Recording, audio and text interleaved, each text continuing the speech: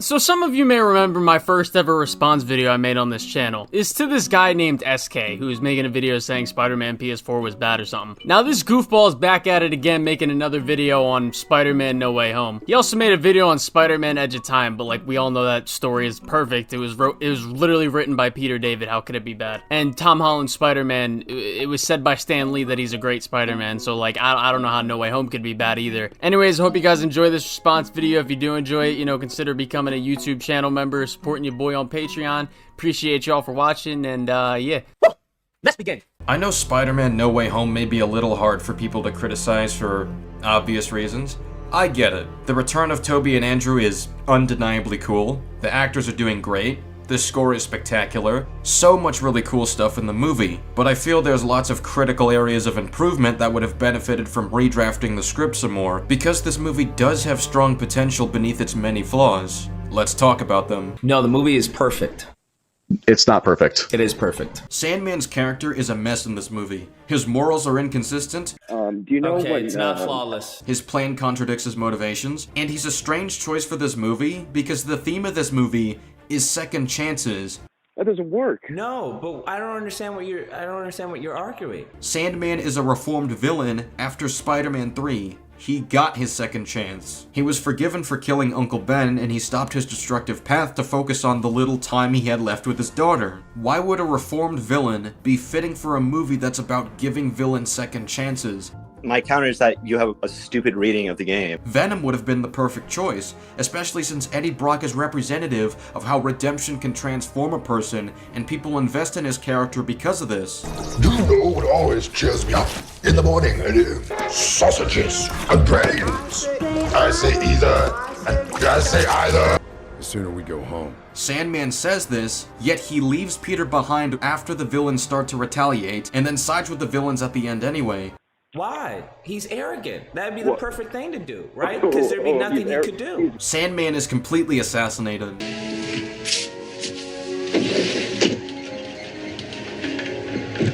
Just had bad luck.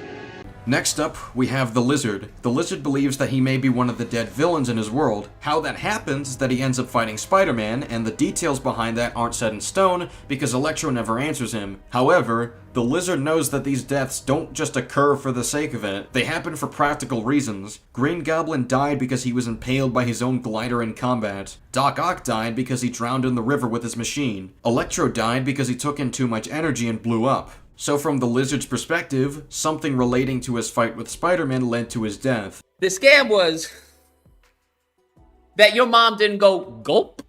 That's what the fucking scam was. Cause hot damn, you wanna know what's a scam? Your fucking education. And the only way he can truly die is if he doesn't have the Lizard formula. This is spelled out in The Amazing Spider-Man. He wanted to create a world without weakness. He doesn't believe he has weaknesses as the Lizard. Poor Peter Parker. No mother. No father. No uncle. Still no bitches. I want to create a world without weakness. He wants to create a world without weakness, yet he wants to stay in the universe where he has nothing to bring that goal into fruition. One man alone. Stop saying that. Betrayed by the country he loves. Next up, we have Electro. While it makes sense for him to want to stay in the MCU, how he goes about it is odd. The film frames it as Electro needing to be convinced that he's a god who doesn't have to choose, yet this is literally what he said in the last film. He already has a god complex, so it's weird to see him act conflicted about Norman's speech, as if he's in the process of being convinced by it. Sir, that's a negative. You're trying to prove a negative. And he'd want to keep his powers without dying or being sent to prison. Instead, he allows a device to be planted onto him when he has no idea what it's going to do to him. This shit is crazy, bro. And even when he says something feels off, he allows it to keep running instead of ripping it off before it starts having consequences on his powers. You think I'm a villain? I'm gonna show you how villainry I can be. He appears conflicted and turns as if he met a realization when he hears Norman say that gods don't have to choose. It's a strange framing of his character. So what? Y'all just gonna stand here and act like I ain't butt-ass naked?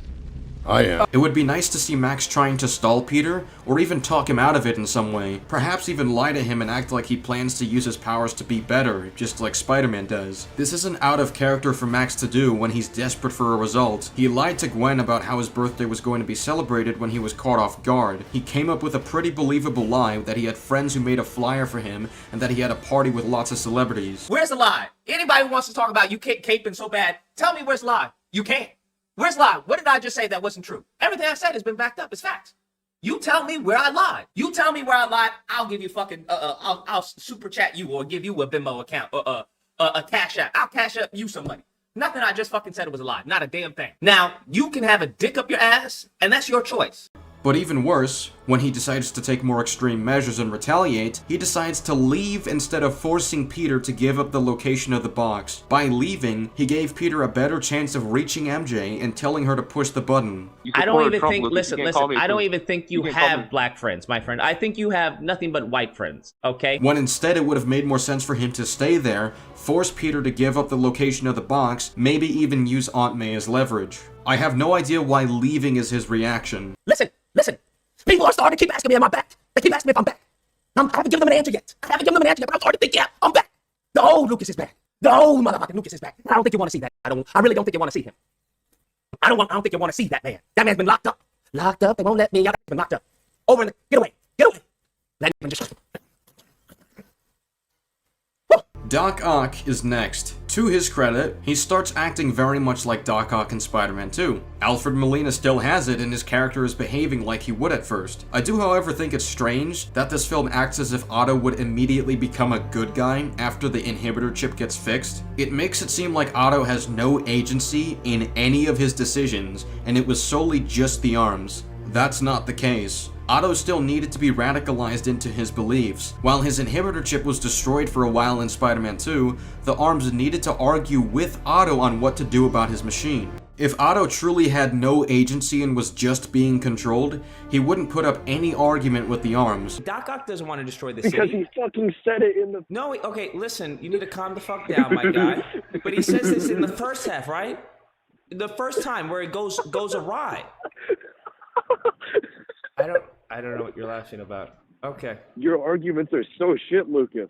What are you talking about? It was the first half. This is the second half. Why would he think he would want to destroy the city? Doc Ock doesn't even want to destroy the city, you stupid fuck. He would just submit to their demands immediately with no questions asked. It wasn't just mind control, it was a manipulation tactic that played on his pride and ego.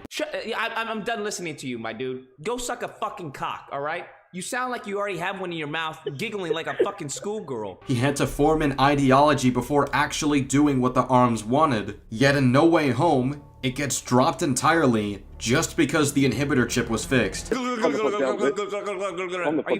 you sucking your dad's balls right now? Are you sucking your dad's balls right now? That's why you're calling from an unknown fucking number, because I knew your number, it'd be a different story, wouldn't it? Huh?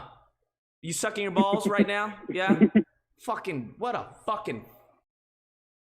dumb fucking moron. Compare that to Spider-Man 2, where the arms begin to lose their functionality, but Peter still needs to convince Otto not to listen to these voices in his head. There's still an ideology that Otto has formed and needs to be talked out of. This doesn't happen in No Way Home, yet he's fully reformed. That just makes for a less interesting character if he's literally just mind-controlled until he isn't.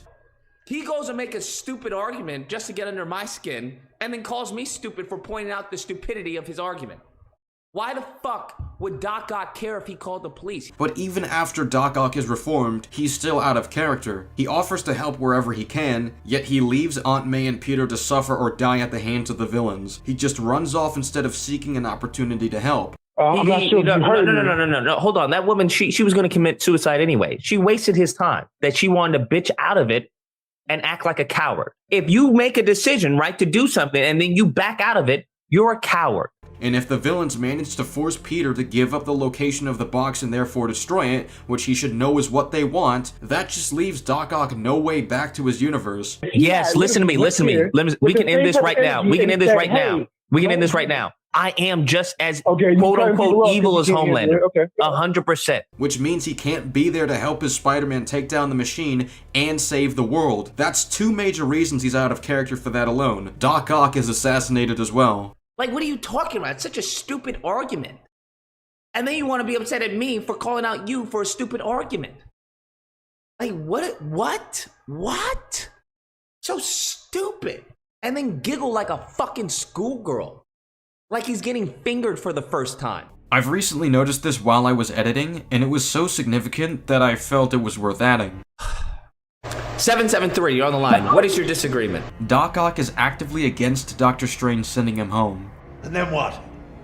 We perish? Doc Ock doesn't believe he's going to die. He thought it was nonsense when Flint claimed that he drowned in the river with his machine. What the fuck are you talking? You're suck! Oh my fucking god! You are literally stupid as fuck! You are so dumb! You are so dumb! You are literally... You are... Now, Green Goblin is the last villain on the list to go over. He may be the main villain of the movie and our favorite, but he works the least compared to the rest. Holland is lost in the sauce, bro. He's lost in the sauce. Almost nothing about his character in this movie is in character. He is massively assassinated as a character. They work in tandem, my guy. I'm done. Bye-bye. I have no need for that conversation. For starters, the dynamic between Norman and the Goblin is completely off. And to understand, let's recall their dynamic in the first movie. Goodbye. What about our main heroes? Well, starting with MCU Peter, I have plenty of character problems for him that'll bleed into other characters as well. I am the most famous person in the entire world, and I'm still broke. I know they're going for the trope that Peter's broke and he's struggling financially, but in this context, I don't even buy that Peter is broke at this point. I don't know how you can be white in this country and have issues. If you are white right now and you're poor, you deserve to be poor. If you are white right now and you're going through shit, you caused it. You did it. You got no one else. You're broke! You're fucking poor! He later gets the idea to call Doctor Strange by looking at a Halloween decoration months after his summer started in Far From Home. If Peter really thought hard about solutions to his identity being revealed, I don't know why this was what was needed for him to consider Doctor Strange. You fucking crackers are some of the worst fucking people on God's green earth. I swear to God, you guys are like a fucking disease. You're a fucking cancer on this goddamn planet. He would have thought of this long ago if he believed Strange could possibly shift reality to help him. And when he actually works with Doctor Strange, he handles this in the most, dare I say it, irresponsible way imaginable. Oh, be quiet. You need to be quiet. He gets told that changing the spell is very difficult and dangerous. After he changed it a few times, Strange warned him to stop tampering with the spell. Everyone in the world's gonna forget that you're Spider-Man, except your girlfriend. It's my best friend, so it's really important to me that Ned knows. Let's not change the parameters of this spell anymore while I'm casting. Okay, I'm done. At that point, ask if he can stop it or start over instead of just dropping more demands.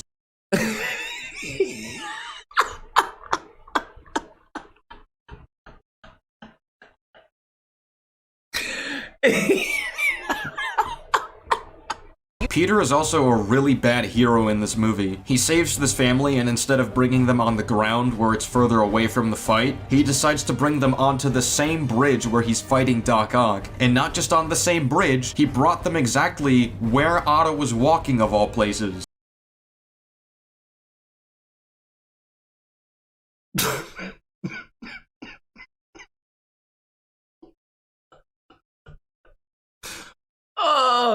He also never thinks to use his taser webs on Doc Ock when this would very quickly end the battle as shown in Spider-Man 2. This is strange considering he thought to do this against the Vulture, and for a more significant problem, he leaves this bridge full of cars behind despite the fact he just saw Green Goblin casually drop a bomb and laugh about it. I believe that Adolf was a horrible individual who did horrible things in history. 100%. However, Peter even proceeds to wash his suit instead of just using his Iron Spider suit. You literally had pictures of me in my underwear on your phone. And this carries over later on in the film because he doesn't think to wear the Iron Spider suit in the apartment either with all of these dangerous supervillains, especially since Iron Man suits are known to protect against Thor's lightning. He literally has an electro-proof suit that he doesn't use. I'm gonna fry you from the inside out. Power at 400% capacity. How about that?